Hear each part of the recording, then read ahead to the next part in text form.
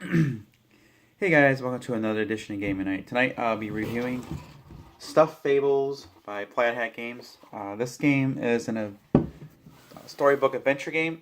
The whole game takes place on this adventure booklet here. It's very detailed.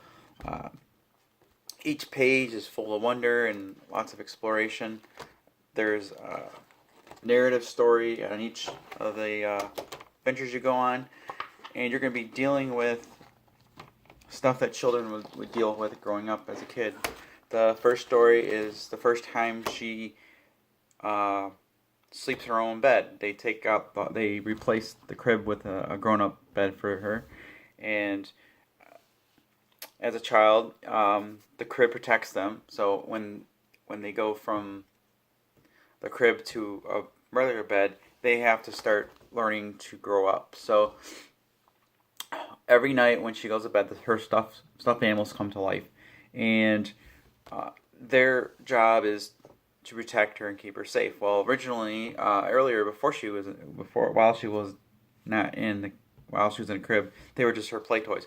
But once she starts going through the stages of her childhood, like through all the way up to age 10, she will basically be going through traumatic or interesting experiences that all childs go through, and these stuffed animals will help protect her from the things that go bump in the night.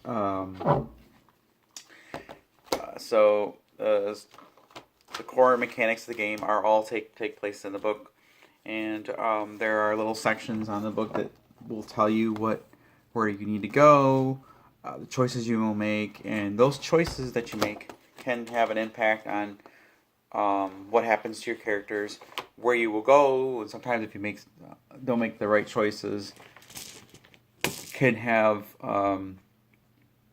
a effect on your progress. So, you're going around, and there's different cards in the game. They're called lost cards, and they're these very detailed little choices you have, and you can do them or you don't. You can ignore them. Some you can ignore. Some, if you do them, you'll get stuff. And other times you do something and it's just the right thing to do. You get a thank you or something. So it kind of teaches kids, you don't always get something for helping somebody out. So it's got some really good morals. And then there's these cards. These are the sleeping deck, and the book will tell you to set the deck up, and you'll draw one when the story tells you to. When something happens, sometimes if you make something bad, make a bad choice or something in the game, or you fail a roll, you might be instructed to draw a card. And if it's a sleeping card, nothing happens. And in some chapters, a restless card will mean something will happen in the Stuffies area. So it kind of like she's dreaming pretty much, and you're in the dream world, and when she moves or has a fit, gets like night scared or whatever, things happen. So they do that, and everything in this game is very thematic and seems to fit theme very well. I mean, you have everything to the cute little characters, and they all have different personalities. Theodora is the brave one, and Stitch is the old and wise. So they all have they all play differently, each character. And in the beginning, you only have a few characters that you can choose from, but then as you go into chapters, you'll start unlocking new characters, and stuff like that. And then your currency in the game, for experience points, you get these little plastic buttons. It's really cool. They're actual plastic buttons. And then sometimes you do heroic things in the game, you'll get these little hearts. And these hearts are basically, you spend them to do some special abilities that your characters can do. And then this thing here, they're stuffing, and that's your actual hit point. So it's really fitting really well. And then you have this track it keeps track of skill tests that you take as a group, as well as the minion track, which will tell what minions are coming out and when, and it's the mechanics are really simple, and the miniatures are really cool. I'm only going to show you a couple of them. But you know, you got this little mongrel little dog, and then you got these little crawly things. They look like Sids from Toy Story's creations. There's all these little creatures that you're going to run across. You're going to run into some bosses. And everything just fits the theme really well. And then you have a story deck too as well. So each of these cards will add new elements to the game, like new minions, new items, and stuff that get added to the main deck. So as you progress in the story, you're going to get new things that you can encounter. And as you get further in, things get a little bit more difficult. And then you have status effect cards. You can get like Courageous for stuff that happens to you, and some are not stuff you'd like to get. But it's really cool, like how that works. So then, like I said, there's the little cards for the bad guys. I'm not going to go into details, but you roll the black when they activate. You roll dice, and it tells you what they do. So you don't really have a lot of complicated stuff. It's really straightforward. And the mechanics for the game, the mechanisms, like how you activate your character and use, are all done with dice. So you're going to draw 5 dice out of the bag, and they all have unique properties to them. The yellows you can use for search if you want to search. You can also use them for movement. The white dice is the stuffing die. This lets you roll this and get more health. And then the red, which they look like orange, are the melee. So if you can do close combat. And then the green is for agility or long range attacks. And you got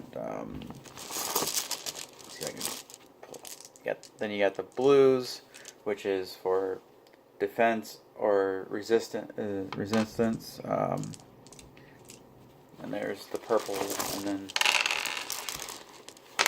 the black and the purple. The purple is basically a multi-use dice. It represents all colors. It's a wild, but it's also some cards you need to use these for special tasks. So purple is usually like a group task color, but you know the book will tell you what colors you need at the time. But and then like the green ones, like if you want to cross a green line in the game, you have to use the green dice to move. Like so, it represents difficult terrain, and like it's really simple, but it's very strategic because you kind of have to whatever you pull out of the bag, you've got to pretty much think of how to use the best strategy for your character. And you can always save any color die and put it on your character sheet, except for the white. The white's always rolled and used. But you can either spend a die and to take one of your health stuffings and give it to another player so they can heal up. You can put one of your dice on your character sheet to store for a defense or a next attack next time you come up. So let's say you're melee attacking, and your creature you need to damage has got an 8 resistance. You're going to be able to get it on a 6-sided die.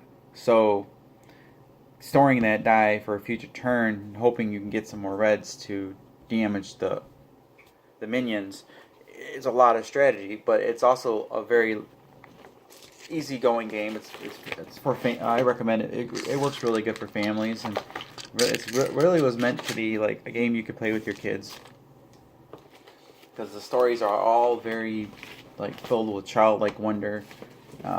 You do so much stuff like exploring the board. It's 10 out of 10 for me. I'm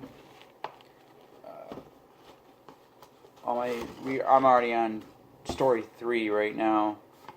of the 7. And I'm going to be recording a session. I was going to do a live one, but I want to use my cameras and edit and stuff and break it down and better instead of doing a live stream.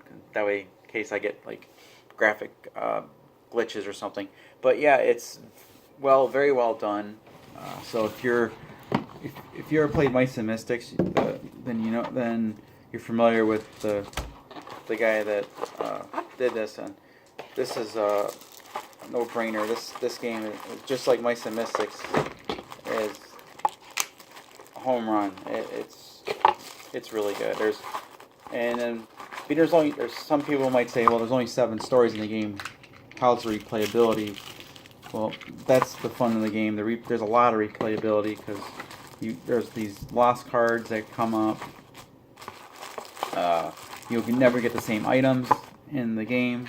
There's random encounters in the game. So just because you fought like a certain creature on a chapter once before, don't mean you're going to be facing the same adversary. So you could very well come across an adversary that's a lot tougher and more challenging to deal with, and you're always racing against the dice and the waking deck because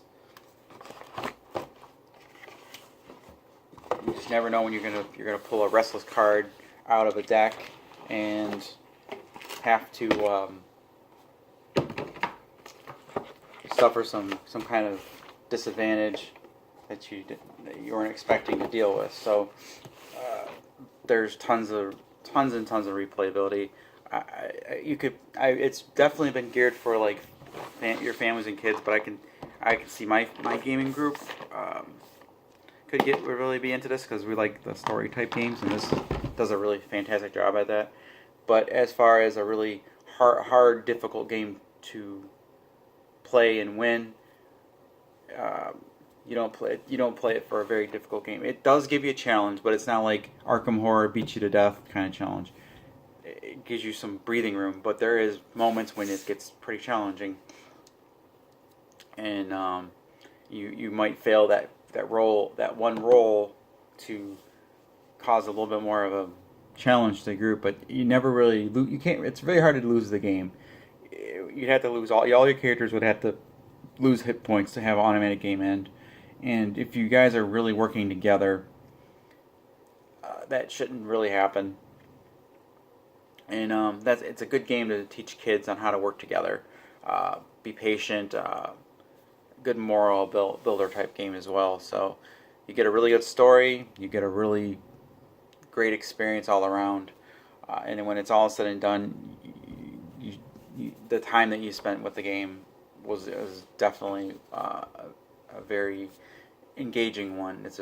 I like the fact all these there's little talking points at the end of each story that you can talk about, like especially with your kids, like what it was like to grow up, like deal with this loss. Like you might have like a lost stuffed animal you might have lost as a kid, and might talk about how'd you deal with that and different things like that, just to kind of get you to be able to talk with your kids and their own, like, because it deals with childlike wonder stuff and stuff that kids go through that adults don't usually think about, because us adults we forget about a lot of the stuff that how a child brain works, and this does a really good job with helping kids cope. Yes, there's some scary stuff that may make them get scared, but not something they couldn't just deal with, because in the end the stuff he's come through and saved the day. So so there's that. So anyways, thanks for watching, and I just wanted to share my review on Stuffed Fables. If you have kids or you're a family gamer, definitely check out Stuffed Fables. I definitely think it's worth it. Alright, anyways, thanks again. See you guys next time.